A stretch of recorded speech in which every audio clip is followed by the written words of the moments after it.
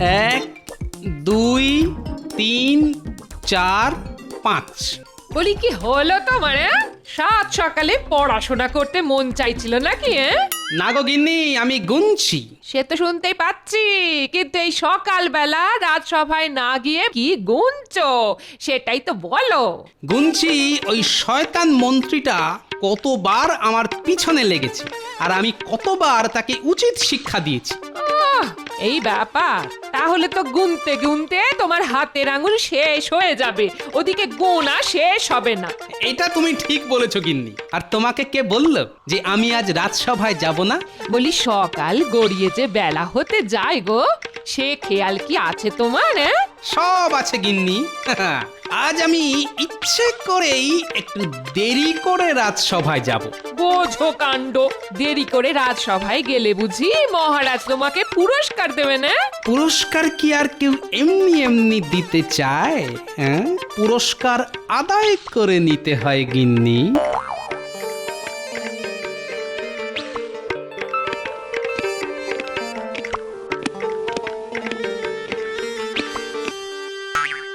এক, দুই, তিন, চার, পাঁচ, ছয়, সাত। গুনতে গুনতে আঙুল শেষ হয়ে যাবে, কিন্তু গোনা শেষ হবে না দেখছি। কি গুনছো তুমি? মোহরের হিসেব? না, গুনছি গোপাল কতবার আমাকে মহারাজের সামনে, রাজসভার সবার সামনে ছোট করেছে। আবার কি নতুন ঘটনা? প্রত্যেকবার গোপাল তোমাকে উচিত শিক্ষা দিয়ে মহারাজের কাছ থেকে মোটা অঙ্কের পুরস্কার নিয়ে চলে যায়, আর তুমি বসে বসে খালি আঙুল চষো। শেষ কবে তুমি মহারাজের কাছ থেকে পুরস্কার পেয়েছো মনে আছে তোমার? মানে না, মানে হ্যাঁ হ্যাঁ। ওই মানে না করে এবার একটা ফোন দিয়ে আনতে পারো তো। ঠিক বলেছো, অনেক হয়েছে। এবার আমি গোপালের একটা ব্যবস্থা করেই ছাড়বো। মহারাজের সামনে গোপালকে একবার ছোট না করতে পারলে আমার যে কিছুতেই শান্তি হচ্ছে না। একটা বুদ্ধি মাথায় এসেছে। কৃষ্ণনগর রাজ্যে থেকে গোপালের সঙ্গে পেরে ওঠা সম্ভব নয়। এই রাজ্যে গোপালের অনেক চেনা পরিচিত লোক আছে। ও বেটা ঠিক সবার কাছ থেকে একটু একটু করে সাহায্য নিয়ে প্রত্যেকবার জিতে যায়। এবার ওটি আর হতে দেওয়া চলবে না। গোপালকে নিয়ে গিয়ে ফেলতে হবে একদম অচেনা একটা জায়গায়। তারপর দেখবো বেটা কি করে বেঁচে ফিরতে পারে। কোথায় নিয়ে যাবে গোপালকে শুনি? তীর্থে। দেরি হয়ে যাচ্ছে, এবার আমাকে রাজসভায় যেতে হবে, না হলে মহারাজ আমাকে আর আস্ত রাখবেন না। আমি যাই যাই।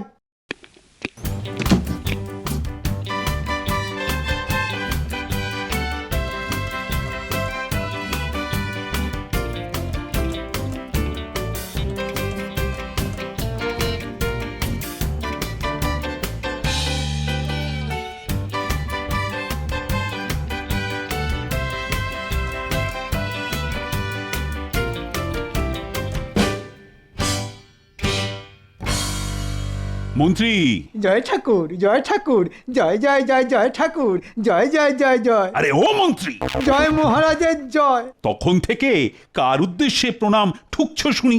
মহারাজ, সকাল থেকেই মনটা কেমন ঠাকুর ঠাকুর করছে। ভেবে দেখলাম অনেক দিন তীর্থ করতে যাওয়া হয় না। তুমিও আজকাল ভাবছো মন্ত্রী, হ্যাঁ? তবে কথাটা কিন্তু তুমি ঠিক বলেছো। আমারও অনেকদিন তীর্থ করতে যাওয়া হয়নি। ভাবছি এই পূর্ণিমায় একবার ঘুরেই আসি। এই তো মহারাজ এক কথাতেই রাজি। আমার কাজ আরো সোজা হয়ে গেল। আমার গণনা বলছে এই পূর্ণিমায় তীর্থ করতে গেলে মহা বিপদ। হ্যাঁ, সে কি তীর্থে বিপদ? আপনি চিন্তা করবেন না মহারাজ, আমাদের সঙ্গে গোপাল থাকবে তো। গোপাল থাকতে কিসের বিপদ?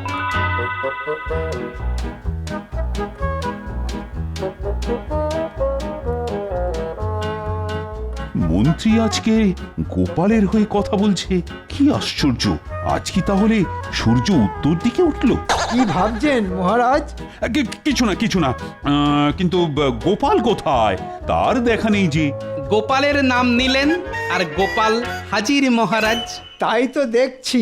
আমার বাড়িতে একটা পোষা কুকুর ছিল, যখনই তার নাম ধরে ডাকতাম তখনই সে লেজ নাড়তে নাড়তে আমার সামনে এসে হাজির হতো। মন্ত্রী ছাড়ো তো এসব। শোনো গোপাল, মন্ত্রীর ইচ্ছে হয়েছে তীর্থে যাবে। ভাবছি আমিও যাব, তোমাকেও কিন্তু আমাদের সঙ্গে যেতে হবে। মন্ত্রী মশাইয়ের ইচ্ছে হয়েছে তীর্থে যাবে না? এতে হাসির কি আছে? এটা কি হাসির কথা? আমার বাবার শেখানো একটা প্রবাদ মনে পড়ে গেল, তাই আর না হেসে থাকতে পারলাম না। কি প্রবাদ আমাদেরও বলো, শুনি গোপাল। শুনবেন, তবে শুনুন। বাবা বলতো, অতি ভক্তি চোরের লক্ষণ। কি তুমি আমাকে চোর বললে? তাতে কি হয়েছে মন্ত্রী মশাই? আপনিও তো একটু আগে আমাকে কুকুর বলেছেন। কুকুরের কাজ চোরের হাত থেকে তার মালিককে রক্ষা করা। কথা দিচ্ছি মহারাজ, তীর্থে গিয়ে আমিও আপনার সঙ্গ ছাড়ব না। বুঝতে পেরেছি, তীর্থে যাওয়াটা মন্ত্রীর উদ্দেশ্য নয়। এটা নিশ্চয়ই মন্ত্রীর নতুন কোনো চাল। যুদ্ধ তো দেখছি বেশ জমে উঠেছে। মন্ত্রীরও পেছনে লাগা চাই, এদিকে গোপালও ছেড়ে দেওয়ার পাত্র নয়। ভাবছি এই ফাঁকে গোপাল আর মন্ত্রীর একটা পরীক্ষা নিয়ে দেখা যাক। তাহলে মহারাজ, আসছে পূর্ণিমায় আমরা সমুদ্রগড়ের জোড়া মন্দির ঘাটে তীর্থ করতে যাব। সে তো কৃষ্ণনগর রাজ্য থেকে প্রায় 3 দিনের পথ। বেশ, তোমার যখন ওখানে যেতেই মন চেয়েছে তখন তাই হবে। আগামী পূর্ণিমায় আমি, মন্ত্রী আর গোপাল এই 3 জন ছদ্মবেশে তীর্থে যাব। ছদ্মবেশে কেন মহারাজ? কারণ যাতে আমাদের কেউ চিনতে না পারে। ওখানে একদিন থেকে পরের দিন আবার আমরা কৃষ্ণনগরের উদ্দেশ্যে রওনা হব। যদি আমাদের ফিরে আসতে দেরি হয় তাহলে কেউ যেন আমাদের খোঁজ না করে। আপনারা কি ওই গরুর গাড়ি করে যাবেন মহারাজ? না, ঘোড়ায় চেপে যাব। সেনাপতি, যে আজ্ঞে মহারাজ। তুমি আস্তাবলের দিকে যাও, আমাদের যাওয়ার ব্যবস্থা করো। পূর্ণিমা আসতে যে আর বেশি দেরি নেই। আমি এক্ষুনি যাচ্ছি মহারাজ। খোঁজ নেওয়া মানা, যদি দেরি হয় ফিরতে। আসছে পূর্ণিমায় মহারাজ যাবেন তীর্থে। হঠাৎ মহারাজ ফিরতে দেরি হলে খোঁজ নিতে বারণ করলেন কেন? কি চলছে মহারাজের মনে? না একটু খোঁজ নিয়ে দেখতে হচ্ছে যে। আমি তাহলে এবার যাই মহারাজ, বাড়ি গিয়ে আমার জিনিসপত্র গুছিয়ে নিই। কিসের জিনিস? কোনো জিনিস গুছিয়ে নেওয়ার দরকার নেই তোমাদের। সে কি খালি হাতে তীর্থে যাব নাকি? হ্যাঁ, ঠিক ধরেছ। আমরা 3 জনই যাব খালি হাতে, সাধারণ মানুষ সেজে। সঙ্গে করে কেউ কোনো মুদ্রা নেবে না, এটা আমার হুকুম। ঠিকই ধরেছি। মহারাজ দেখছি মন্ত্রীর থেকে 1 কাঠি উপরে। আরো ভালো, অচেনা জায়গা, সঙ্গে মুদ্রাও তো থাকবে না। এবার দেখি গোপাল, তুমি কি করতে পারো। আমি অত সহজে তোমাকে ছেড়ে দেব না।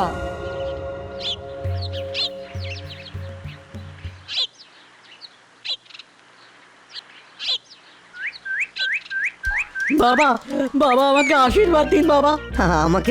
আমাকেও দিন বাবা, আমিও বড় লোক হতে চাই। তাই নাকি? সবার মঙ্গল হোক। আমাদের কি সৌভাগ্য, বাবার পায়ের ধুলো আমাদের গ্রামে পড়েছে।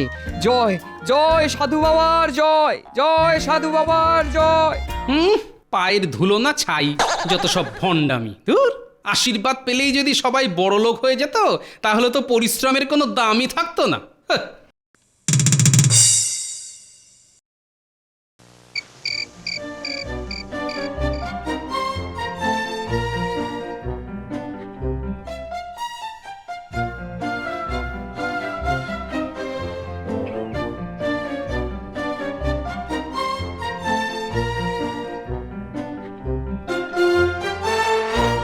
তোমার মাথায় যে কখন কি বুদ্ধির উদয় হয় ভগবানই জানেন। শেষে কিনা ছদ্মবেশে তীর্থ করতে যাওয়া। শুধু তীর্থ করতে নয় রানী, তার সাথে গোপাল আর মন্ত্রীর বুদ্ধির পরীক্ষাটাও নেওয়া হবে। আরে তাই তো এত সেজে গুজে রওনা হচ্ছি। দেখবে প্রত্যেকবারের মতন এবারও গোপাল জিতে যাবে। হাসছো কেন? অত সোজা নয় রানী, এইবার আমি এক জব্বর ফোন দিয়ে এঁটেছি। দাও তো দাও, আমার সিন্ধুকের চাবিটা দাও দেখি। সিন্ধুকের চাবি দিয়ে কি হবে শুনি? বাহ, তীর্থে যাব আর সঙ্গে মুদ্রা নিয়ে যাব না, তা কি হয়? শুনলাম তুমি গোপাল আর মন্ত্রীকে সঙ্গে করে মুদ্রা নিয়ে যেতে বারণ করেছো। ঠিকই শুনেছো। আরে ওটাই তো পরীক্ষা। দাও দাও দাও দাও, তাড়াতাড়ি চাবিটা দাও তো দেখি। এক্ষুনি গোপাল আর মন্ত্রী এসে পড়বে। ওরা এসে যদি দেখে আমি সঙ্গে করে মুদ্রা নিয়ে যাচ্ছি, তখন আমার সব পরিকল্পনায় মাটি হয়ে যাবে। যা খুশি করো, এই নাও।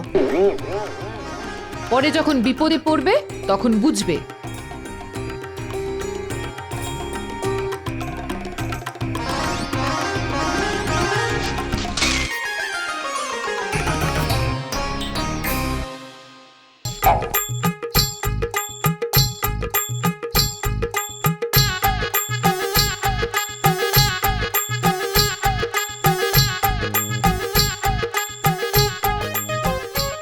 এতে কি হবে গোপাল?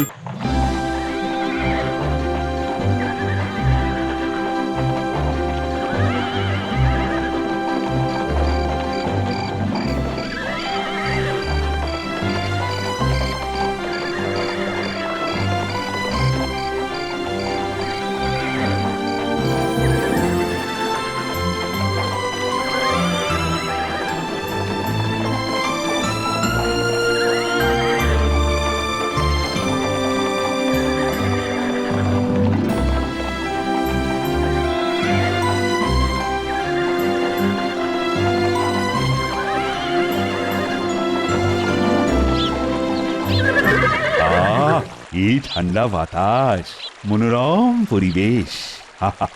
ইচ্ছে করছে ঘোড়া থেকে নেমে দুটো ডুব দিয়ে আসি। তীর্থে এসে মনের ইচ্ছেকে মনের ভিতরে চেপে রাখতে নেই মহারাজ। চলুন আমরা সবাই মিলে ওই সমুদ্রের জলে দুটো ডুব দিয়ে আসি। হ্যাঁ মহারাজ, চলুন। আচ্ছা চল চল চল।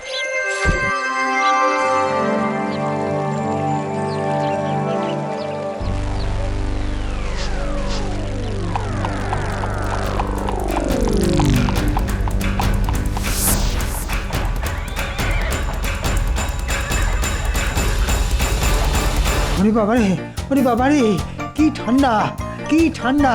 ও মারো ডুব। আগে আমি কেন মহারাজ? আগে আপনি। আচ্ছা বেশ বেশ।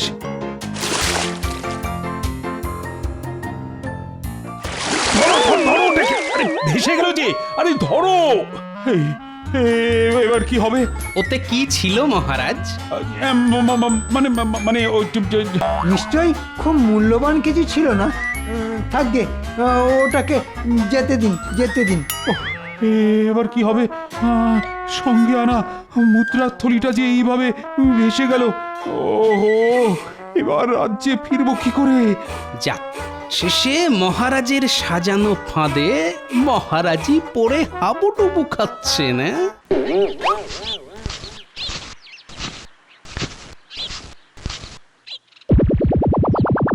মহারাজ, সর্বনাশ, আমাদের ঘোড়াগুলো আমাদের ছেড়ে চলে গেছে মহারাজ। যতদূর মনে পড়ছে আমি তো আমার ঘোড়াকে গাছের সাথে বেশ শক্ত বাঁধন দিয়েই বেঁধেছিলাম।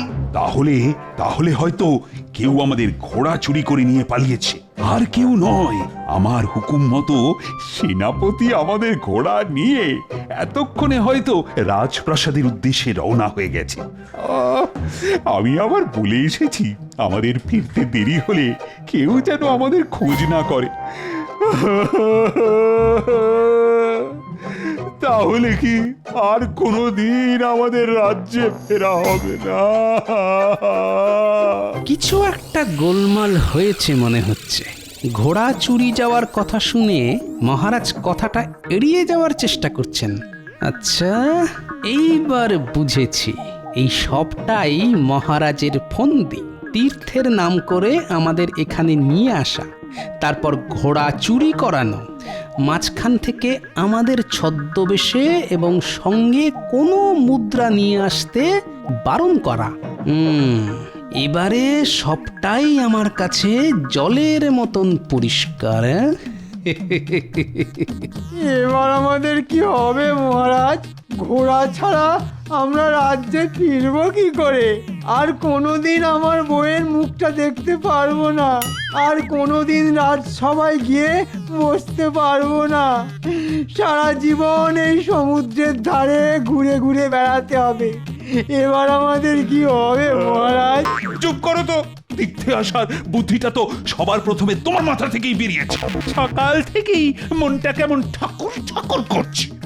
এবার এখানে বসে বসে ঠাকুরের নাম জপ করো। এখন একমাত্র উনিই পারেন আমাদের ফিরিয়ে নিয়ে যেতে।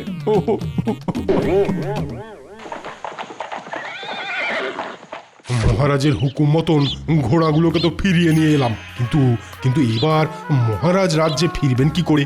নিশ্চয়ই আগে থাকতে কোনো ব্যবস্থা করে রেখেছেন, না হলে তো আর এমন হুকুম করতেন না।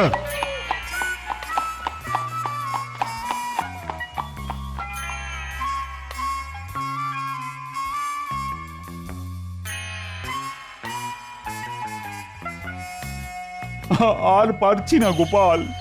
বাবা, বড্ড গরম।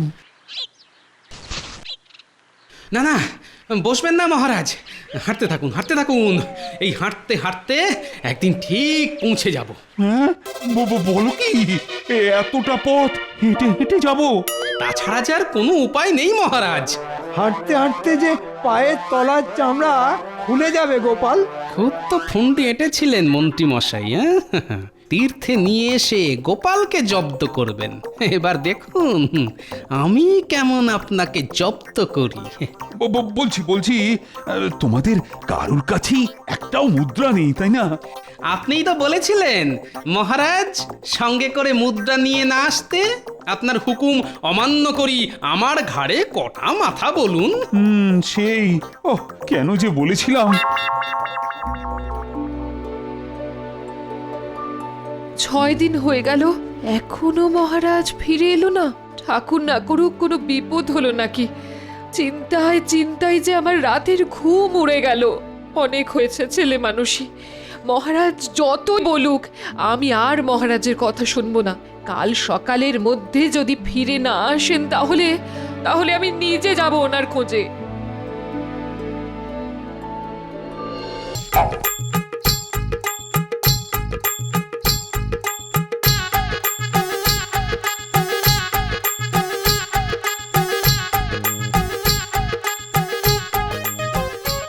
এতে কি হবে গোপাল?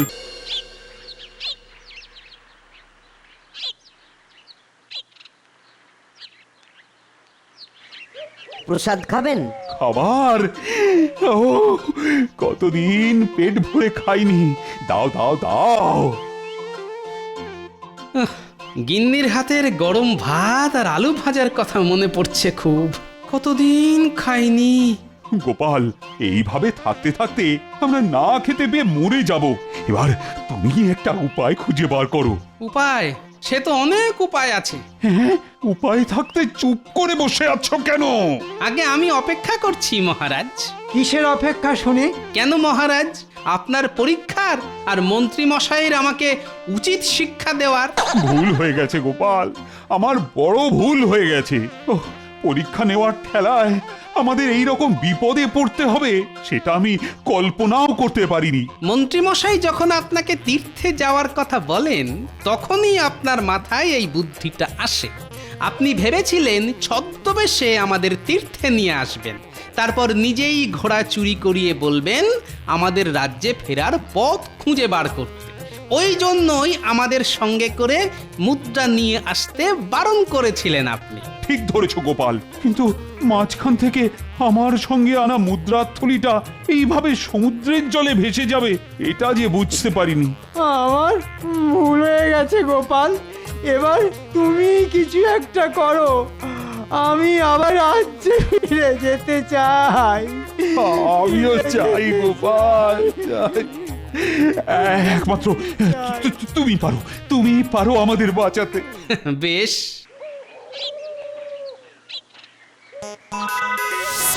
বাবা, বাবা আমাকে আশীর্বাদ দিন বাবা। আমাকেও দিন বাবা। তাই নাকি? সবার মঙ্গল হোক। আমাদের কি সৌভাগ্য বাবার পায়ের ধুলো আমাদের গ্রামে পড়েছে। জয় জয় সাধু বাবার জয়, জয় সাধু বাবার জয়।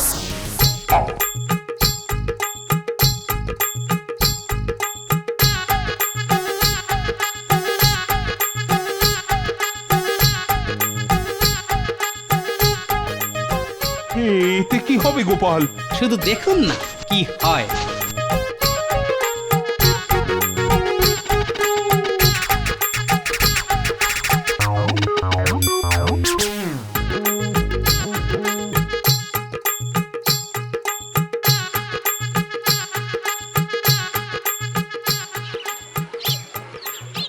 মহাপুরুষের পায়ের ধুলো, আশীর্বাদী পায়ের ধুলো নিয়ে যান। মহাপুরুষের পায়ের ধুলো নিয়ে যান। মহাপুরুষের পায়ের ধুলো নিয়ে যান, নিয়ে যান। মহাপুরুষের পায়ের ধুলো। আসুন মহারাজ, এই দেখুন কত মুদ্রা। এবার আর আমাদের রাজ্যে ফেরার চিন্তা নেই। হ্যাঁ, আমার পায়ের ধুলোর এত দাম? এই পৃথিবীতে পায়ের ধুলো মানে আশীর্বাদ যে হীরের থেকেও মূল্যবান মহারাজ। সত্যি গোপাল, তোমার বুদ্ধি একেবারে বাঁধিয়ে রাখার মতো। ও কি খেলাটাই না দেখালে তুমি। এই যাত্রায় বেঁচে গেলাম গোপাল, তোমার পায়ের ধুলো দাও গোপাল, তোমার বুদ্ধির কোনো তুলনা নেই।